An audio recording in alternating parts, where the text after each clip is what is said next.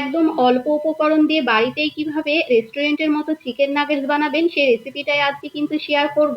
এটা বানিয়ে কিভাবে সংরক্ষণ করে রাখবেন সেটাও কিন্তু আজকে শেয়ার করব। আর এই চিকেন নাগেটস গুলো তো বাচ্চারা খেতে ভীষণ পছন্দ করে, বাচ্চাদের স্কুলের টিফিনেও কিন্তু আপনারা এইভাবে বানিয়ে দিতে পারেন।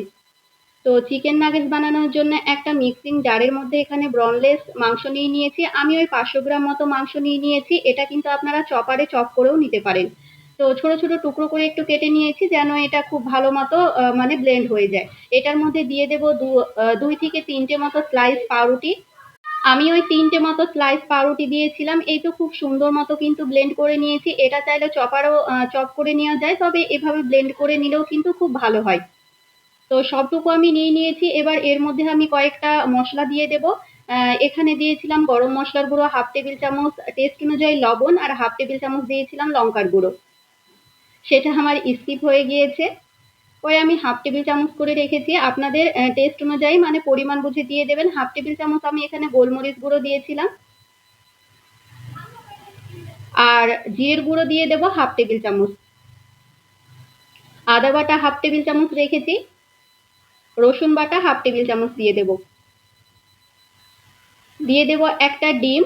এবার সমস্ত কিছুকে হাত দিয়ে খুব সুন্দর মতো মিশিয়ে নিতে হবে। খুব ভালো মতো মিশিয়ে নেবেন হাত দিয়ে।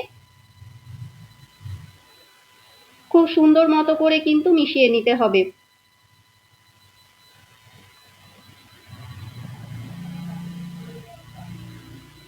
তো আমার মেশানো হয়ে গিয়েছে। এই তো এইদিকে আমার বাদ বাকি উপকরণগুলো রেডি করে নিব। আমি একটা পাত্রের মধ্যে নিয়ে নিলাম 2টো ডিম।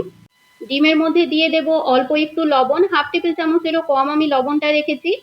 আর দিয়েছিলাম অল্প একটু গোলমরিচ গুঁড়ো, মানে 1/2 টেবিল চামচ গোলমরিচ গুঁড়ো, 1/2 টেবিল চামচ লবণ দিয়ে ডিমটাকে খুব সুন্দর মতো ফেটিয়ে নিতে হবে। ডিমটাকে খুব ভালো মতো ফেটিয়ে এক সাইডে রেখে দেব। আর এখানে ব্রেড ক্রাম্বস নিয়ে নিয়েছি। আপনারা চাইলে ব্রেড ক্রাম্বস সুপার মার্কেট থেকে কিনে নিতেও পারেন কিংবা বাড়িতেও বানিয়ে নিতে পারেন। আমি এটা পাউরুটি দিয়ে বাড়িতে বানিয়ে নিয়েছিলাম। ব্রেড ক্রাম্বস এর মধ্যে কিছুটা লবণ, লঙ্কার গুঁড়ো আর দিলাম গোলমরিচ গুঁড়ো আর কিছুটা হলুদ গুঁড়ো দিয়ে খুব সুন্দর মতো মিশিয়ে নেব। তো ব্রেড ক্রাম্বসটাও আমার রেডি হয়ে গিয়েছে, এক সাইডে রেখে দিলাম। একটা প্লেট নিয়ে নিয়েছি। প্লেটের উল্টো দিকে আমি এরকম করে তেল ব্রাশ করে নেব। এটা চাইলে বেলুন পিঠাতেও আপনারা করে নিতে পারেন কিংবা কিচেন ফ্লোরেও করে নিতে পারেন, তবে আমি এরকম প্লেটের ওপর করি, এটাতেই আমার সুবিধা হয়। এবার যে মাংসটা আমি সব মশলা মাখিয়ে রেখেছিলাম সেটা দিয়ে হাত দিয়ে এভাবে খুব সুন্দর মতো সেট করে নিতে হবে। আমি কিভাবে সেট করছি সেটা একটু লক্ষ্য করলে বুঝতে পারবেন। সাইডের অংশগুলো কিন্তু খুব ভালো মতো সেট করে নিতে হবে। এবার এটাকে 4 কোণা করে পিস করে নেব। এরকম লম্বালম্বি করে 4 কোণা করে চিকেন নাগেটস গুলো করে নিলে কিন্তু দেখতে বেশি ভালো লাগে। তো আমি একটু ছোট ছোট করে করে রেখেছি। এবার দেখুন খুব সুন্দর মতো করে কিন্তু উঠে চলে আসবে। এক এক করে সবগুলো পিস আমি সেম ভাবেই করে নেব। সবগুলো কিন্তু পিস করে নেওয়া হয়ে গিয়েছে। এবার আমি এটাকে কোট করে নেব। ফার্স্টে আমি ডিমের গোলার মধ্যে দিয়ে দিলাম। এবার এটাকে দিয়ে দেব ব্রেড ক্রাম্বস এর মধ্যে। এটাকে আমি ডবল কোট করব, আপনারা চাইলে সিঙ্গেল কোটও করে নিতে পারেন। আবারও আমি ব্রেড ক্রাম্বস এর মধ্যে দিয়ে দিলাম, মানে ডিমের গোলার মধ্যে দিয়ে আবারও ব্রেড ক্রাম্বস দিয়ে কিন্তু ডবল কোট করে নিয়েছি। এক এক করে সবগুলো সেম ভাবে করে নেব। ফার্স্টে ডিমের গোলার মধ্যে দিয়ে ব্রেড ক্রাম্বসে কোট করে নিয়ে আবারও ডিমের গোলার মধ্যে দিয়ে ব্রেড ক্রাম্বসে দিয়ে কিন্তু এভাবে এক এক করে সবগুলোই কোট করে নেব।